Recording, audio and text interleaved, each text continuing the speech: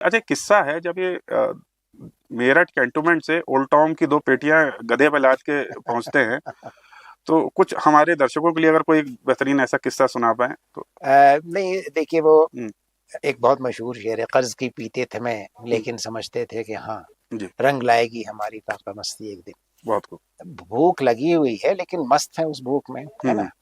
तो कर्ज लेके पीते हैं। जी, एक जो से कर्ज लिया था साहब, उसने उनके खिलाफ जी, शिकायत कर दी कि साहब हम्म, ये देते नहीं है पैसे और कर्ज पे कर्ज लिए जा रहे हैं और शराब पीते हैं। हम्म, शराब तो जाहिर है कि कर्ज से लेके पीते थे, लेकिन अंग्रेज बहादुर भी उनको बहुत अच्छी शराब।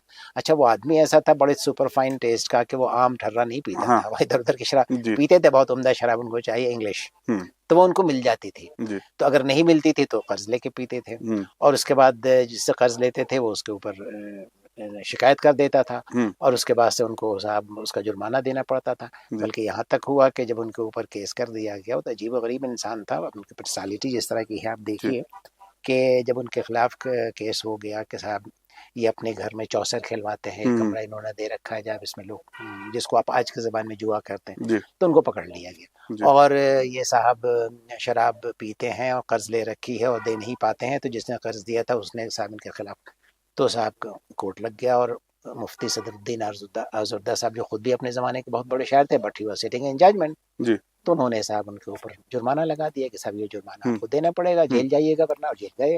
हम्म, तो उन्होंने किया ये कि साहब उनके ऊपर जुर्माना लगाया जी, और अपने जेब से निकाल के कहा कि ये पैसे लीजिए और अदा कीजिए और घर जाइए।